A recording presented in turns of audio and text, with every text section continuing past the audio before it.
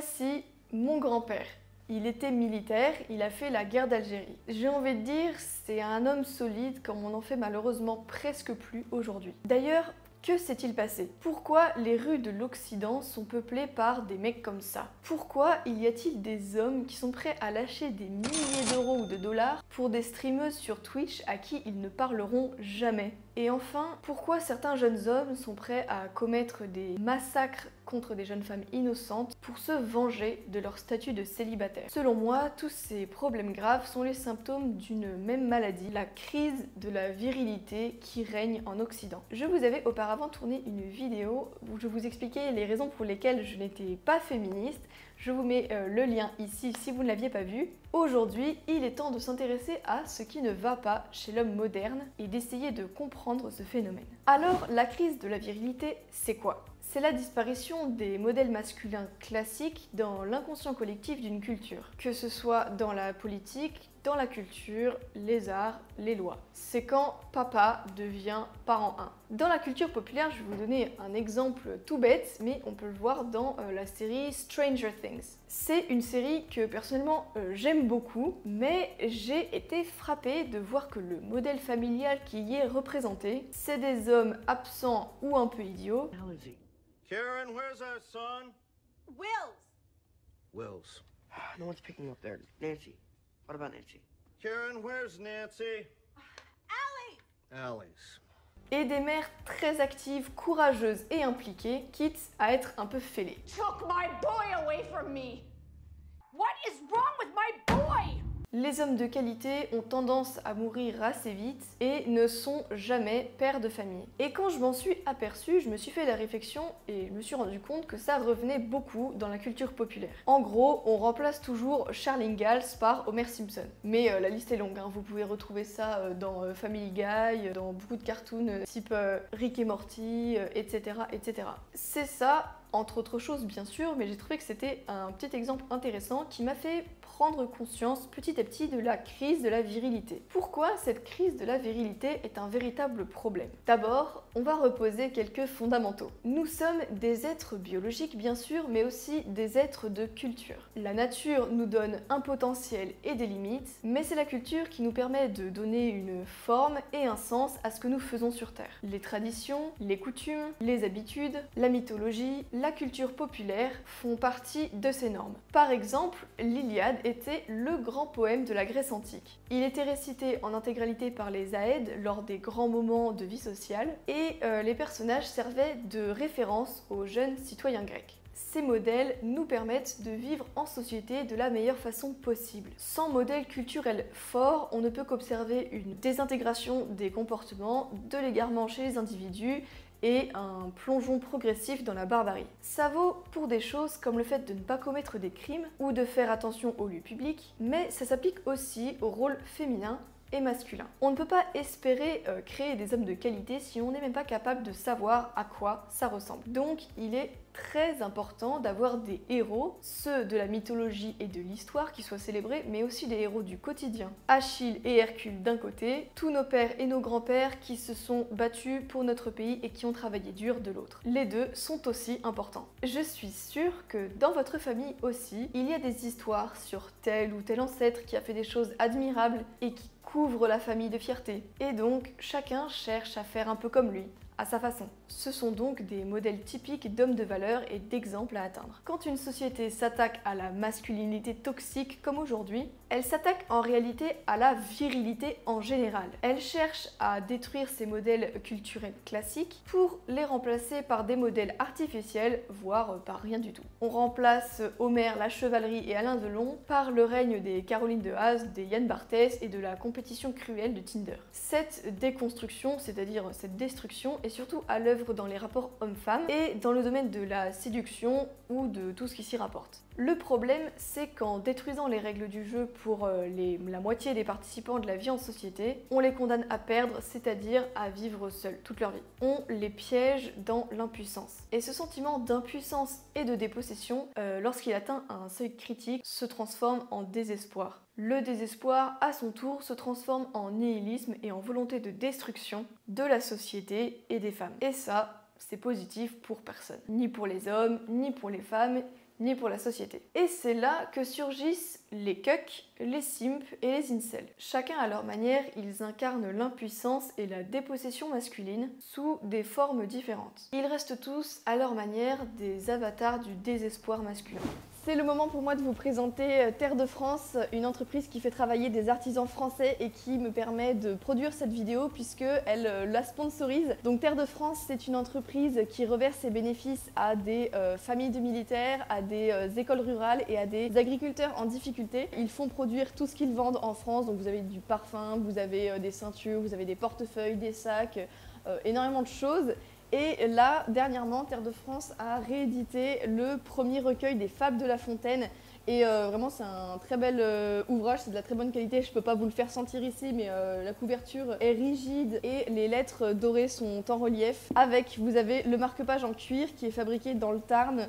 Encore une fois, ça reste des produits de grande qualité et surtout qui font vivre nos idées, nos artisans. Alors n'hésitez pas à aller faire un tour sur leur site internet puisqu'ils ont le courage, encore une fois, de soutenir mon travail en sponsorisant cette vidéo. Je vous propose d'analyser ensemble ce qui dysfonctionne chez ces trois types d'hommes pour comprendre ce à quoi ressemble un vrai homme et pour essayer de voir quelles peuvent être les solutions pour sortir de l'impasse. Le cuck. Le mot cuck vient de l'anglais cuckrose qui signifie cocu. C'est un homme qui est faible mais qui jouit de sa faiblesse. Je voudrais vous raconter ce que m'a apporté le féminisme à titre personnel, les bonnes choses et aussi les mauvaises. Je suis marié depuis maintenant plus de 8 ans avec une femme que j'aime et qui m'aime aussi, j'espère. Et bien, même si elle porte un anneau symbole de notre union, j'estime n'être en rien son propriétaire.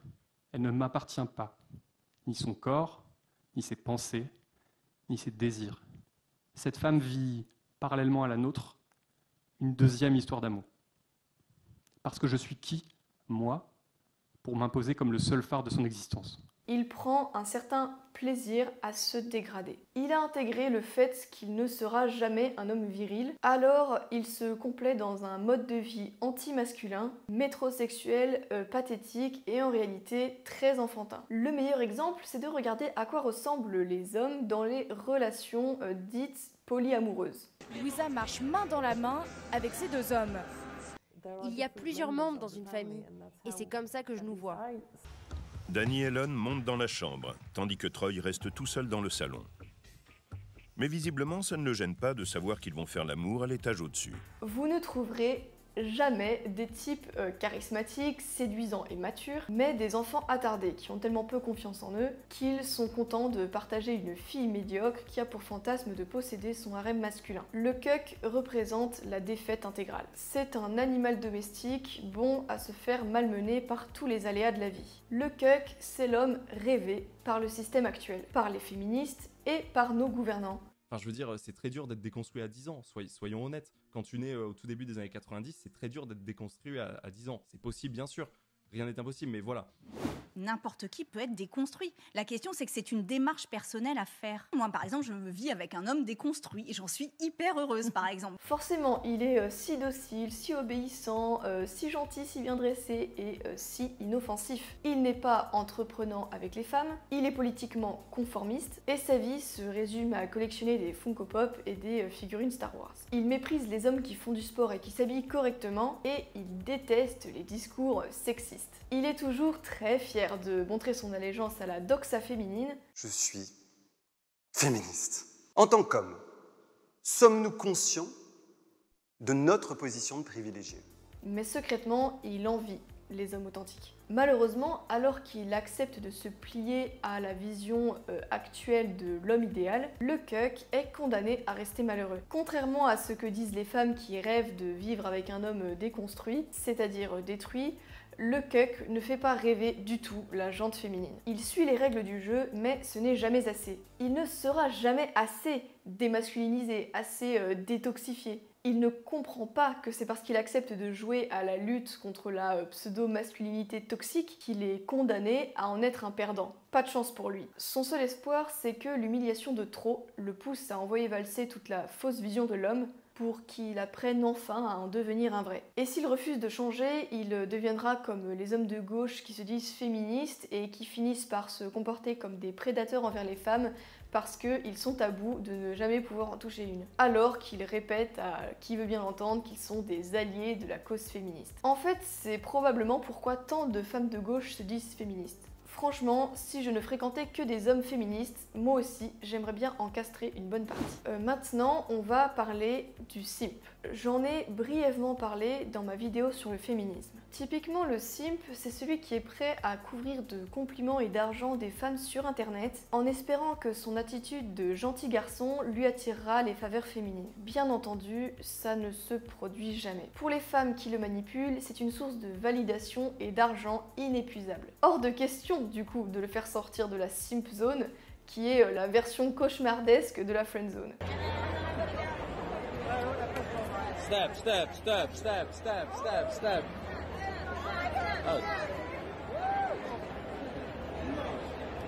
Si vous allez régulièrement sur Twitch ou ce genre de plateforme, vous en verrez des légions. Qu'on soit clair, je ne dis pas qu'il est mal de faire occasionnellement des compliments ou de soutenir des créateurs de contenu. Mais il y a un certain nombre d'hommes qui tombent complètement dans l'obsession et qui finissent par se faire manipuler.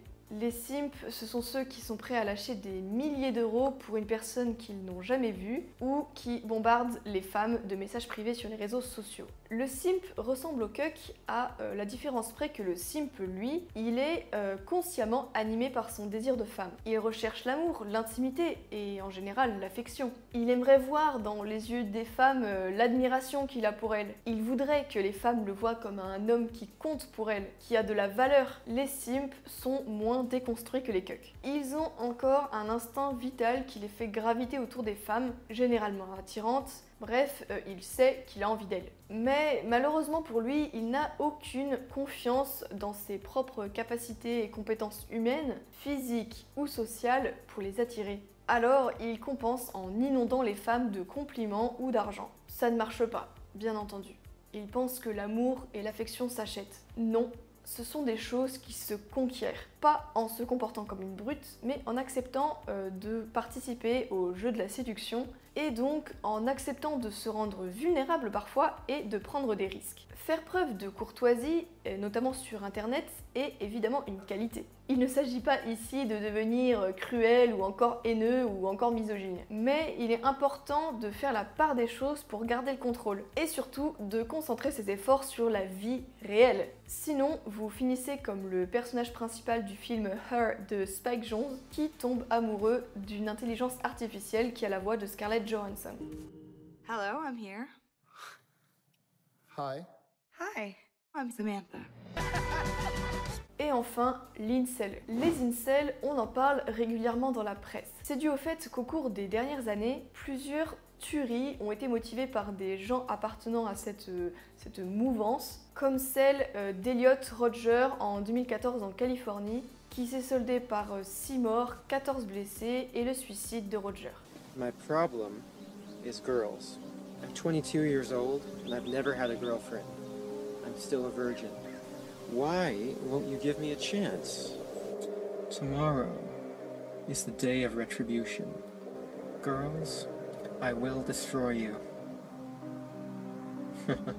En réalité, cette mouvance, elle est plus ancienne. Les incels, c'est une communauté de célibataires involontaires ou célibataires malgré eux, comme l'indique leur appellation, essentiellement présente sur Internet. Faire la généalogie de ce mouvement prendrait trop de temps, mais on peut relever quelques points essentiels. Le terme naît dans les années 90 lorsqu'une étudiante canadienne nommée Alana décide de créer un site internet pour parler de son célibat avec d'autres personnes dans la même situation. Au début des années 2000, elle abandonne son site. Alana a créé le terme incel, mais son influence sur cette sous-culture est marginale. Au cours des années 2010, cette sous-culture prend de l'ampleur et rassemble à ce moment quasi exclusivement des hommes. Elle est présente sur Reddit ou encore 4chan et certains de ses membres viennent de communautés de type Red Pill ou spécialistes de la drague, mais qui en sont devenus dégoûtés. Certains d'entre eux sont simplement des célibataires, parfois résignés mais pacifiques. Les autres développent une vision du monde violente qui carbure au ressentiment et vire très vite à la misogynie. Ce sont ces derniers qui compteront dans leur rang des tueurs incels ces dernières années. Les incels considèrent que tout le discours égalitaire, inclusif et progressiste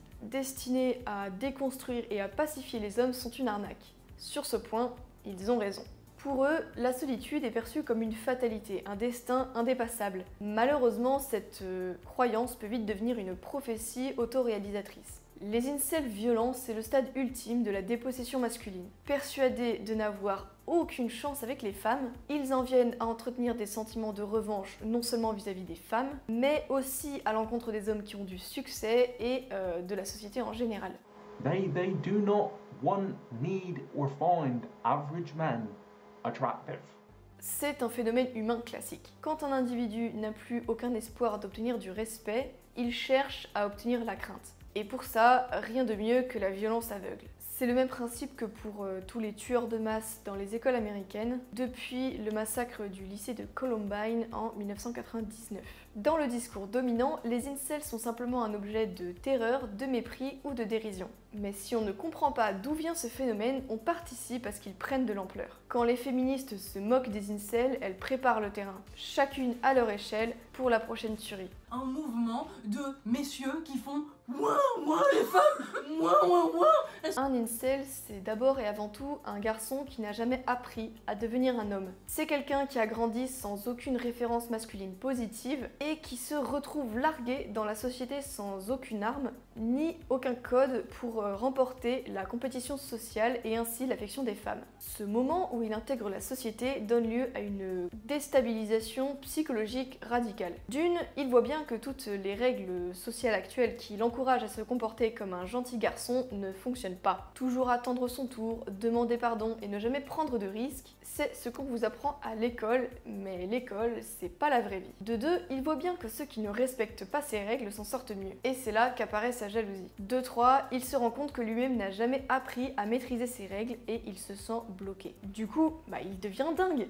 D'animal surdomestiqué, il peut devenir, dans le cas le plus extrême, un barbare sanguinaire. Mais d'ailleurs, une petite parenthèse, c'est qu'il ne voit pas non plus quelles peuvent être les difficultés quand on est une femme. Aucune femme ne rêve de sortir avec un homme dont elle doit être la mère parce qu'il est irresponsable et immature. Les générations d'hommes incomplets, ce sont autant de femmes malheureuses. Encore une fois, quand on casse les codes classiques, personne n'en ressort gagnant. En plus de ça, il y a certaines femmes qui prennent du plaisir à rejeter un homme, mais honnêtement, ça reste rare. Si je parle de mon cas personnel, je me suis très longtemps sentie mal à l'aise quand je devais repousser les avances d'un homme qui ne m'intéressait pas. Tout ça par excès d'empathie. Mais maintenant, j'ai compris que dire non permettait de mettre les choses au clair pour tout le monde et ça permet aussi aux hommes de se remettre en question si nécessaire et de grandir. Bien entendu, il faut le faire de manière respectueuse, il n'y a aucune gloire à rejeter quelqu'un. C'est comme dans les contes de fées, celui qui mérite la princesse, c'est le pro-chevalier qui a oxy le dragon,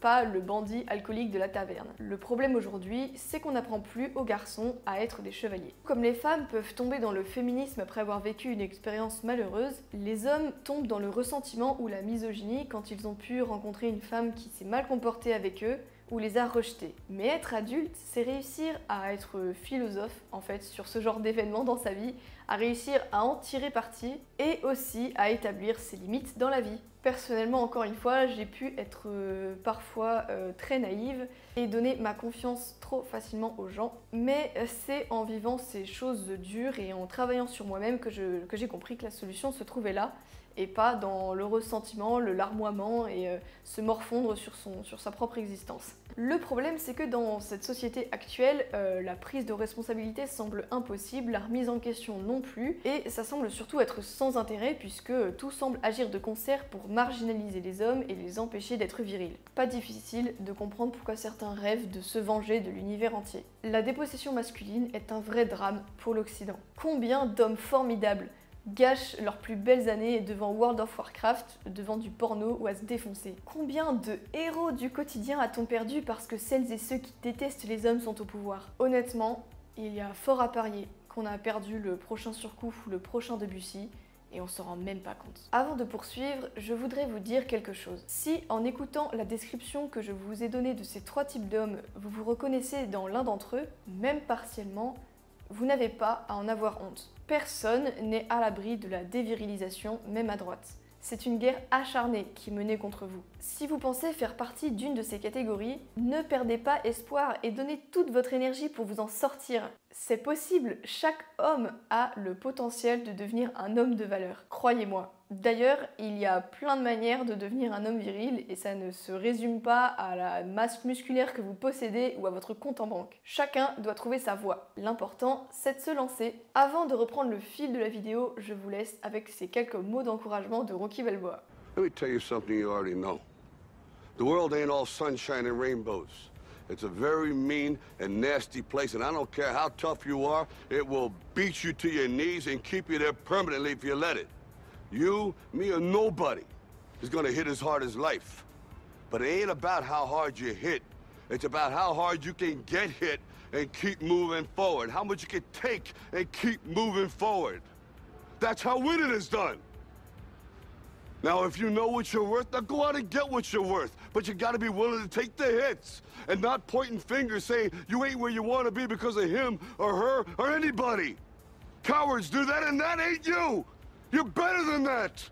Ces trois archétypes de la misère masculine soulignent généralement à quel point le discours progressiste ne comprend rien à la civilisation. La civilisation, c'est quoi? C'est le processus lent par lequel on transforme les humains, qui sont des animaux à la base dotés de pulsions sauvages, en êtres capables de vivre ensemble et de bâtir une société saine, complexe et harmonieuse. En résumé, votre société, elle est civilisée lorsque vous pouvez vous promener dans des rues calmes, sans être menacé de se faire agresser, lorsque vos toilettes sont bien entretenues et que vous ne voyez pas tout le monde se promener dans la rue avec des joggings en guise de vêtements, évidemment, exception faite pour ceux qui font du sport. C'est un travail de plusieurs centaines d'années, destiné à encourager les comportements positifs et à canaliser ou à réduire les comportements destructeurs. Pour ça, on introduit des règles de comportement et des modèles culturels à imiter. Et ces modèles se transmettent de génération en génération. Il faut cependant trouver un équilibre. Pas assez de règles et la sauvagerie reprend le dessus.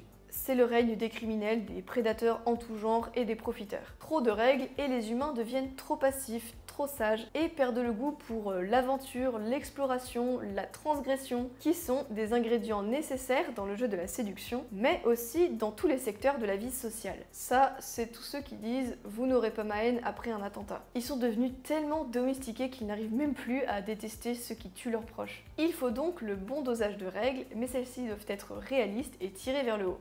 Les cucks et les simps, ce sont ceux qui ont digéré trop de règles de pacification.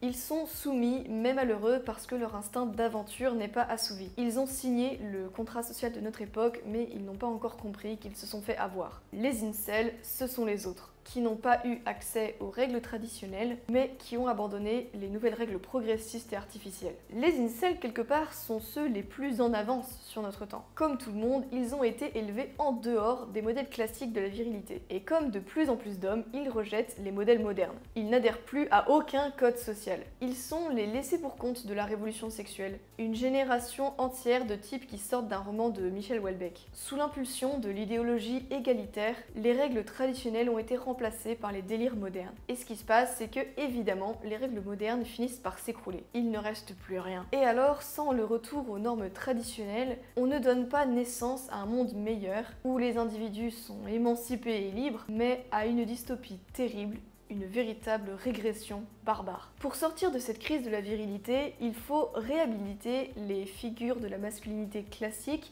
et réinstaurer des sanctuaires pour les hommes, comme je l'avais évoqué dans ma précédente vidéo sur les féminismes.